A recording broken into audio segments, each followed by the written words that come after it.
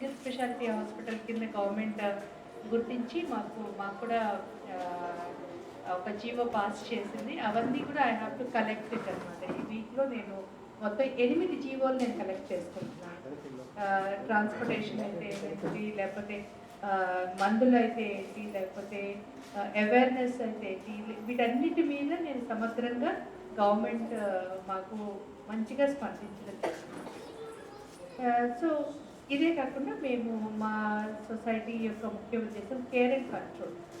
ఉన్న నా పిల్లల్ని కాపాడుకోవడం అంటే వాళ్ళకి మన ఇక్కడ ఉన్న చాలామంది తల్లిదండ్రులకి తెలుసు, కడుపు నిండా అన్నం పెట్టాలన్నది మన కాన్సెప్ట్.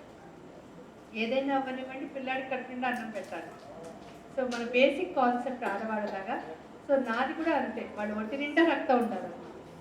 సో ఉన్న పిల్లల్ని కాపాడుకుంటూ కూడా అలాగే అసలు ఇలాంటి పిల్లలు కాకుండా చేయడం అన్నది నా కాన్సెప్ట్.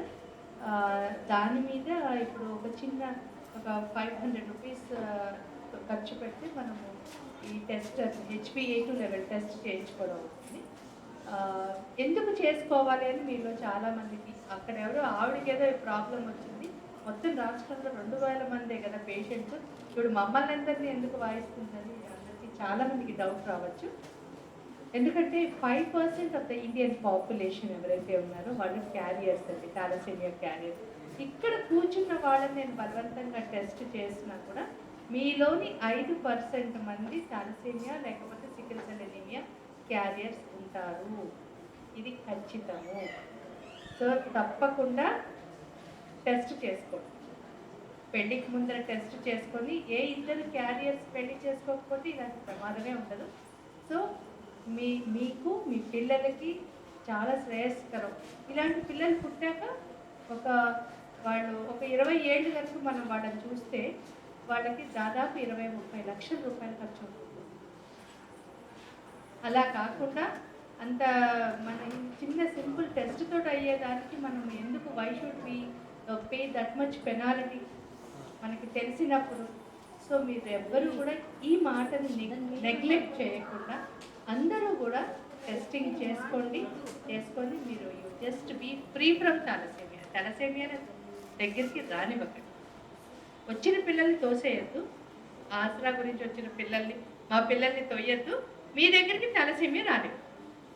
సో ఇది నేను సంక్షిప్తంగా చెప్పాలనుకున్నాను. ఎందుకంటే ఆల్రెడీ థాలసీమియా గురించి అమ్మ అసోసియేషన్ వాళ్ళ సిస్టర్ కన్సర్న్గా తీసుకొని వాళ్ళు అది అనుకొని వాళ్ళు చేస్తున్నది అంతా కూడా నేను ఆల్రెడీ నా నోటీస్లో ఉంది. కాబట్టి థాలసీమియా గురించి ప్రత్యేకంగా చెప్పాల్సిన అవసరం లేదు.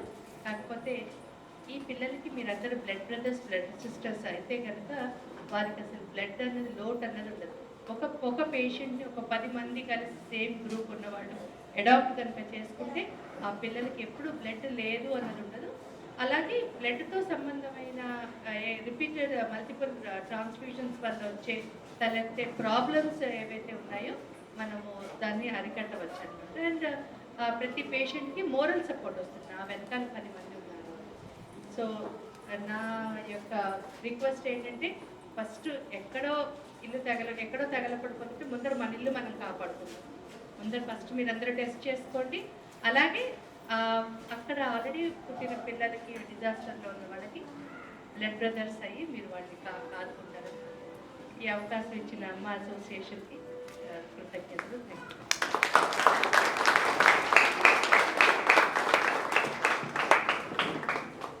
Thank you madam.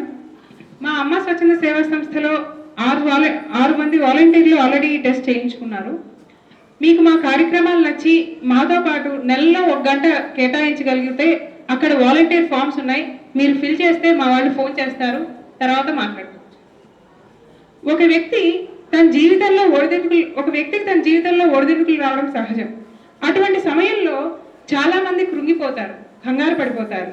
వారికి స్ఫూర్తిదాయకమైన మాటలు, మనస్ఫూర్తిగా వెన్నుతట్టే వ్యక్తి ఉండడం చాలా అవసరం. తన మాటలతో స్ఫూర్తినిచ్చి చైతన్యవంతం చేసిన మన ముఖ్య అతిథి జవహర్లాల్ నెహ్రూ గారిని మాట్లాడమని కోరుతున్నాం.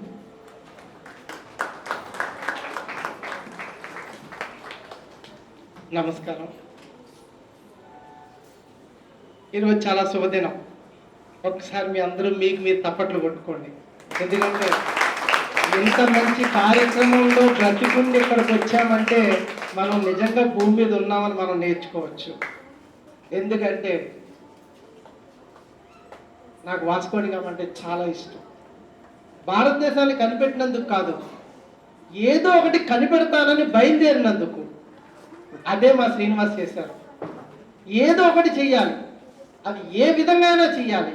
ఒక ప్రాజెక్ట్ కాదు, 2 ప్రాజెక్టులు కాదు, ఒక మనిషి ఇంతమందిని కోఆర్డినేట్ చేసుకుంటూ ఇన్ని ప్రాజెక్టులు చేయడం అంటే నిజంగా హ్యాట్స్ ఆఫ్, హ్యాట్స్ ఆఫ్.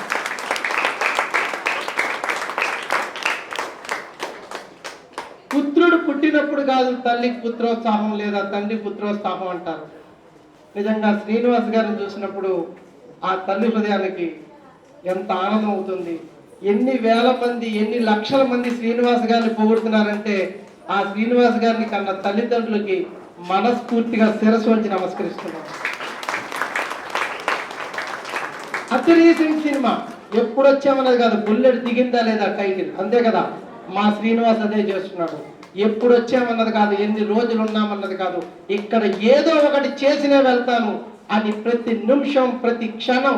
ఎందుకంటే నువ్వు పుట్టక ముందు ఈ భూమి ఉంది, నువ్వు వెళ్ళిపోయిన తర్వాత ఈ భూమి ఉంటుంది.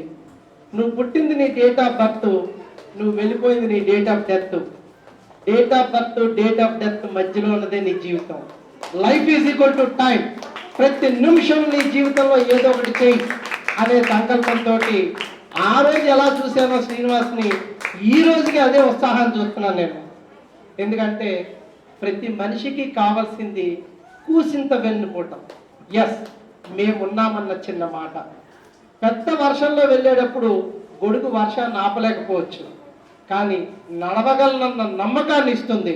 శ్రీనివాస్ అమ్మా సంస్థ ఈరోజు అనేక మందికి అదే నమ్మకాన్ని ఇస్తుంది. వీళ్ళు ఉండడం వల్ల మనకి ఎవరో ఒకరున్నారు అన్న ఒక భరోసాను కల్పిస్తోంది. ఇక్కడ వచ్చినప్పుడు మొట్టమొదటి రోజు నాకు కలిగిన సంఘటనే ఈరోజు మీతో మళ్ళీ ఒక్కసారి నేను షేర్ చేసుకుంటాను. మతం ముఖ్యమా, ధర్మం ముఖ్యమా అని చాలామంది ఆలోచిస్తే, ధర్మాన్ని మీరు రక్షించండి, ధర్మం మిమ్మల్ని రక్షిస్తుంది అంటారు. మతం అనేది తర్వాత వచ్చింది, ధర్మం అనేది ప్రతి మనిషి ఆచరించవలసింది అయ్యి ఉంది. ఈ ధర్మం అనేది అమ్మ పాలు లాంటిది, స్వచ్ఛంగా ఉంటుంది. మతం అనేది డబ్బా పాలు లాంటిది, ఎవరికి నచ్చిన పేరు వాళ్ళు పెట్టుకుంటారు, ఎవరికి నచ్చిన ప్యాకింగ్ వాళ్ళు వేసుకుంటారు, ఎవరికి నచ్చిన బ్రాండ్ వాళ్ళు పెట్టుకుంటారు. కానీ అమ్మ పాలు అలా కాదు, స్వచ్ఛంగా మనిషి బ్రతకడానికి ఊపిరిస్తుంది. అటువంటి ఉద్దేశంతో అమ్మాన సంస్థను పెట్టి అమ్మగా తీసుకొస్తూ నేనున్నాను అని చేస్తున్నటువంటి శ్రీనివాస్కి మరొక్కసారి శిరస్సు వంచి నమస్కరిస్తున్నాను. నేనేం చేస్తున్నానో నాకు తెలియదు. జనం అంటారు ఏదో కాస్త పని చేస్తున్నాను అని. నేను ఎంత పని చేస్తున్నానో నాకు తెలియదు. కానీ శ్రీనివాస్ ఈరోజు మరొక్కసారి నాకు చెప్పాడు, సార్ మీరు మరొక్కసారి సాక్స్ పుల్లప్ చేసుకోవాలని. శ్రీనివాస్ చేస్తున్న సేవా దృక్పథాలు చూస్తే నేను చేస్తున్నది చాలా తక్కువ నాకు బాధ కలుగుతుంది.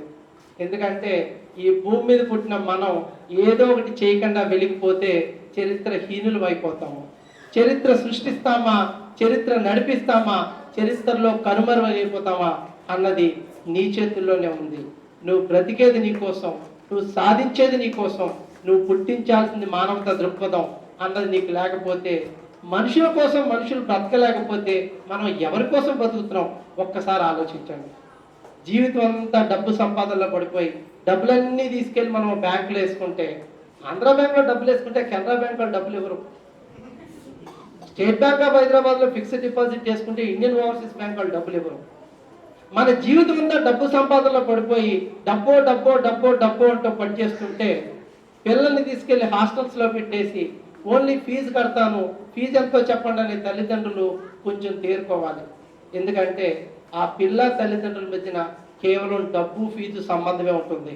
రేపు ఆ పిల్లాడు పెద్ద అయిపోయి కూడా మా నాన్నను అనాథాశ్రమంలో పెట్టండి, ఫీజు ఎంతో చెప్పండి నేను కడతాను, మా నాన్న ఫీజే నేను కడతాను.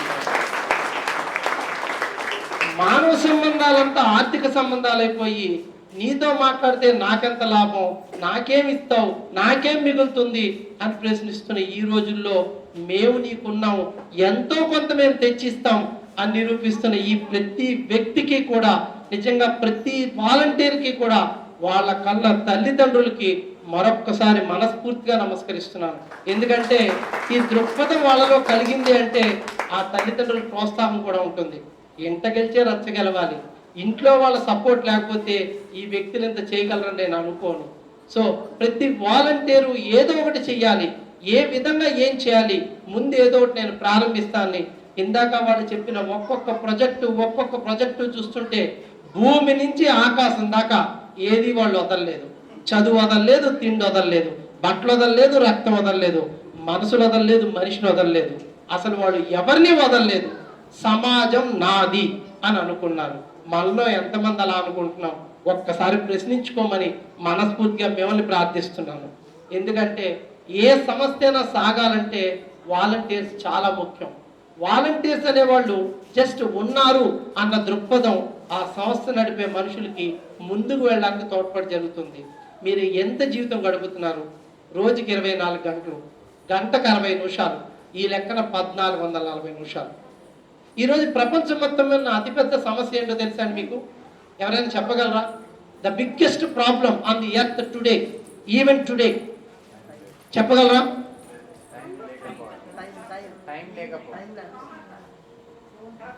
నో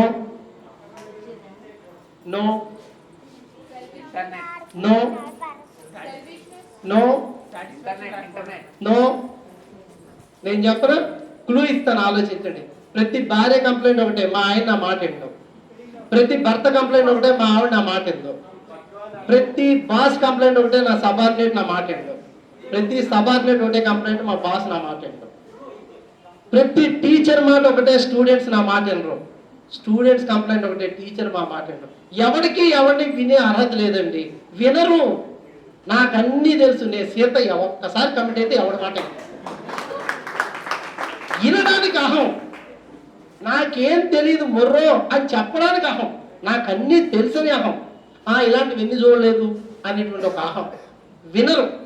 ఎందుకేనేమో చాలా కుటుంబాలు శారీరకంగా అలా ఉన్న మానసికంగా ఎప్పుడో విడిపోయారు. నాకు వచ్చే వారానికి వచ్చే 11-14 కేసుల్లో 8 కేసులు ఇవే. వాళ్ళు ఒకరితో ఒకళ్ళు మాట్లాడుకోరు. జస్ట్ పోయే కాలం మాట్లాడుకోరు అంతే. ఏమిటో తెలియదు. ఎందుకంటే నాకన్నీ తెలుసు. నీకేం తెలుసు? సున్నా. నీకేం తెలుసు? నీకు అదే తెలుసు. నీకు నేను చెప్పబోయేది తెలియదు కదా, తెలియదు. ఎప్పుడైనా ఆఫీస్లో చూడండి, ఓ బాస్ పిలిచి కింద ఉన్నాయని పిలిచి, ఎవరి మూర్తి గారు ఆ ఫైల్ అంటే తెలుసండి, ఫస్ట్ నోట్ నుంచి తెలుసండి. ఏం తెలుసు? నేనేం చెప్పాలి కూడా నీకు తెలుసా? తెలియదు. ఎవరైనా పిలిచి బాబు నువ్వు చదువుకోవడం అంటే నాకు తెలుసు. ఏం తెలుసు? తెలియదు. దయచేసి తెలుసుకోవాలన్న తపన ఉండడమే మనిషి మేధాశక్తికి దేవుడిచ్చిన గొప్ప వరం. అదే వాళ్ళు సృష్టిస్తున్నారు. ఏదో ఒకటి తెలుసుకుందాం, ఏదో ఒకటి చేద్దాం, ఉన్నంత వరకు ప్రతి క్షణం ఏదో ఒకటి ఉపయోగిద్దాం. ఇందాక నేను చెప్పినట్టు 24 గంటలు 60 నిమిషాలు చొప్పున రోజుకి 1440 నిమిషాలు. అందులో 1%, 1% నేను అడుగుతున్నాను, 14.4. దాన్ని రౌండప్ చేస్తే 15 నిమిషాలు. ఒక్కసారి గుండెల మీద చేసుకుని ప్రశ్నించండి. మీరు ఎప్పుడైనా 15 నిమిషాలు మీ శ్రేయోభిలాషుల మాట కానీ, మీ రక్త సంబంధికుల మాట కానీ, మీ జీవితాన్ని మార్చే వాళ్ళ మాట కానీ, మీ మీద ఆధారపడ్డ వాళ్ళ మాటలు కానీ, మీ అమ్మ కానీ, నాన్న కానీ, తమ్ముడు కానీ, అక్క కానీ, చెల్లి కానీ ఎవరిదైనా మాట్లాడుతుంటే ఒక్క 15 నిమిషాలు ఇలా చేతులు కట్టుకుని నవ్వుతో చెప్పు అన్నారా? అన్నరుగాక అన్నారు. మనం చేసే ప్రతి తప్పు దగ్గర గుండెల మీద చేసుకుని ఒక్కసారి ప్రశ్నించండి, నేను తప్పు చేస్తున్నానా? లోపల నుంచి బల్బు వస్తుంది. నువ్వు తప్పు చేస్తున్నావు, దొరికిపోతున్నావు అని చెప్తుంది. ఏం కాదు, నువ్వు కూర్చో అని నొక్కేస్తాం. కనీసం మన అంతరాత్మ మాటలు మనం వింటలేదు.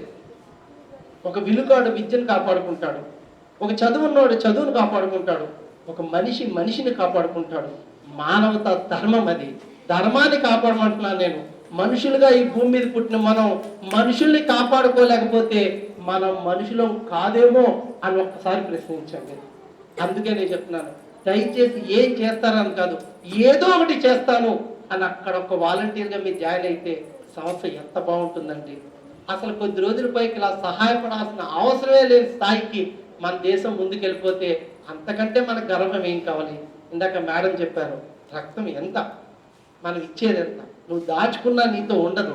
45 రోజులకు నీ మొత్తం రక్తం వెళ్ళిపోతుంది. అది అందరికీ తెలుసు. కానీ ఏదో దాచుకుందాం, ఏదో పట్టుకుపోదాం. ఏం పట్టుకుపోతాం? వచ్చేటప్పుడు బట్టలు లేవు, పోయేటప్పుడు బట్టలు లేవు. ఏమి నీది? ఏది నీది కాదు.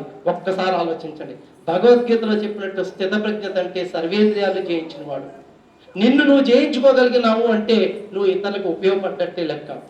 సో ఈ కుర్చీ నాది కాదు, ఈ బల్ల నాది కాదు, ఈ ఇల్లు నాది కాదు, ఏది నాది కాదు. కానీ ఉన్నంత వరకు వన్స్ అగైన్ ఏదో ఒకటి చెయ్యాలన్న దృక్పథంతో ప్రతిరోజు ఉదయం స్టార్ట్ చేయండి. తొలిసారి నేను శ్రీనివాస్ గారిని కలిసినప్పుడు శ్రీనివాస్ గారు ఒక మాట చెప్పారు.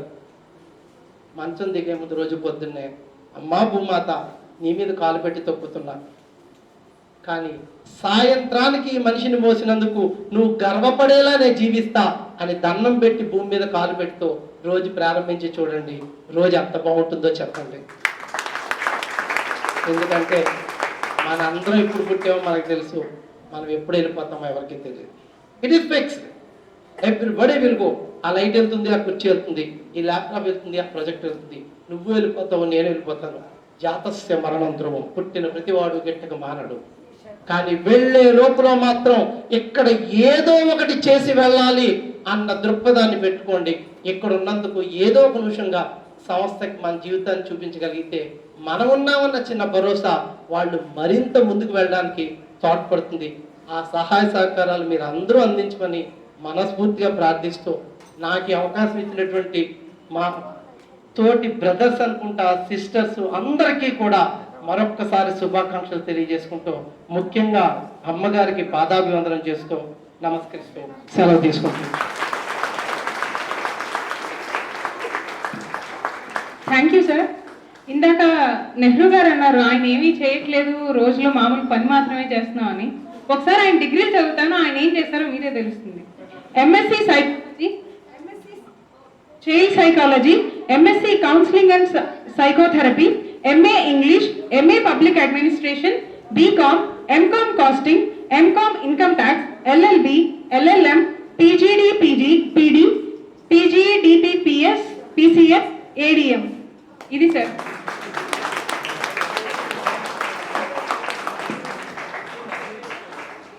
మనకి కాలేజ్ నుంచి మన వార్షికోత్సవాన్ని జరుపుకోవడానికి వేదికనిచ్చిన ఈ ఆయుర్వేదిక్ కాలేజ్ వైస్ ప్రిన్సిపల్ గారు అనిల్ని మాట్లాడమని కోరుతున్నాం.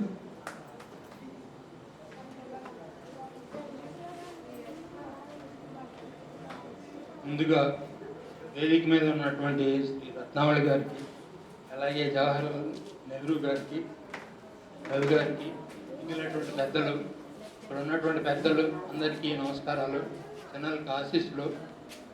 నేను టీచర్గా దాదాపు 10 ఏళ్ళు ఉన్నాను టీచర్గా. అయితే సభాముఖంగా విధిగా వక్తగా మంచి వక్తని కాదు నేను. అందులో మన జవహర్ గారు చాలా విశేషంగా మాట్లాడారు. మానవ సంబంధాల గురించి, వ్యక్తిగతం గురించి, సమాజం గురించి చాలా చక్కని విషయాలు చెప్పారు. మనం పొద్దున్న లేచిన దగ్గర నుంచి రాత్రి పడుకోబోయే ముందు కనీసం ఆలోచించుకుంటే ప్రతి మనిషి ఏం చేసాం, ఈరోజు మనం ఎంత మంచి చేసాం, ఎవరికైనా ఏదైనా చిన్న మంచి అయినా చేద్దామా అనేది ఆలోచించుకుంటే అసలు సాటి మనిషిని మనిషిగా చూస్తున్నామా?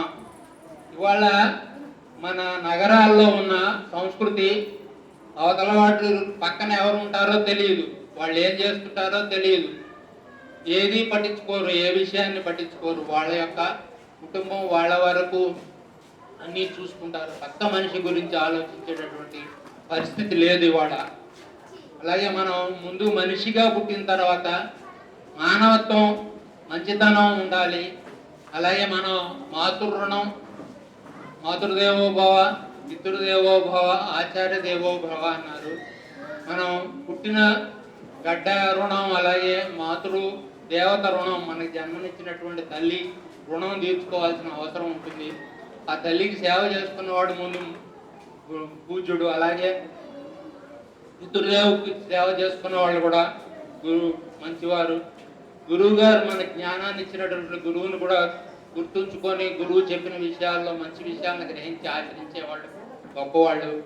ఈ సేవ అనేటటువంటిది ఈ అమ్మ ఆర్గనైజేషన్ తీసుకొని చాలా విస్తృతంగా చాలా చక్కటి కార్యక్రమాలు చేస్తోంది. ఆ కార్యక్రమాలన్నీ కూడా వివరంగా చూపించారు. చాలా బాగున్నాయి కార్యక్రమాలు. ఏదైనా సరే సాటి మనిషికి సహాయం చేయటం, సేవ చేయటం, సేవ అనేటటువంటి మానవ సేవ అనేటటువంటి ఇది మాధవ సేవ అని కూడా చెప్పారు. అసలు మనిషి గురించి, మనిషిగా మనం పుట్టినప్పుడు మనకి ఎంతో మంది సహాయం చేస్తే కానీ మనం ఈ భూమి మీద నిలబడలేము. మనం వేసుకునే చెప్పులు, మనం తొడిగే బట్టలు, మనం తినే తిండి, వేరే వాళ్ళు చాలామంది కష్టపడి పండించి తయారు చేసి ఇస్తేనే మనం బతుకుతున్నాం. అందుచేత అందరి గురించి ఆలోచించాల్సిన బాధ్యత మన మీద ఉంటుంది. మనం వ్యక్తిగతంగా మన కుటుంబం సౌఖ్యం చూసుకోవటమే కాకుండా పక్క వాళ్ళ గురించి, సమాజం గురించి ఆలోచించాల్సిన విషయం ఉంటుంది కంపల్సరీగా. అది మన సామాజిక ధర్మం అన్నమాట. పక్క వాళ్ళ గురించి ఆలోచించి వాళ్ళకి సహాయం చేయటం అనేది మన సామాజిక ధర్మం. మనకు చేతనైనటువంటి సహాయం ప్రతి ఒక్కళ్ళకి అవతల వాళ్ళకి చేయగలిగినంత వరకు చేయాల్సినటువంటిది మన యొక్క బాధ్యత. అసలు మనిషిగా పుట్టినందుకు మానవత్వంతో అవతల మనిషిని మంచిగా చూస్తూ చేయాల్సినటువంటిది ఖచ్చితంగా ఉంది. ఈ కార్యక్రమాలన్నీ చక్కగా చేస్తున్నటువంటి ఈ అమ్మా సంస్థకి కృతజ్ఞతలు తెలుపుతున్నాను.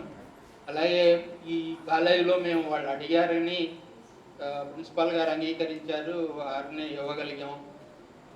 ఇంకా ఈ కార్యక్రమానికి నన్ను ఆహ్వానించినందుకు కృతజ్ఞతలు తెలుపుతూ సెలవు తీసుకుంటున్నాను. Thank you sir.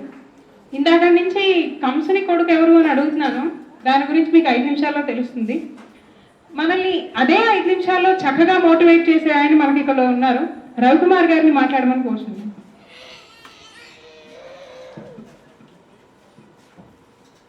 అందరికీ నమస్కారం అండి.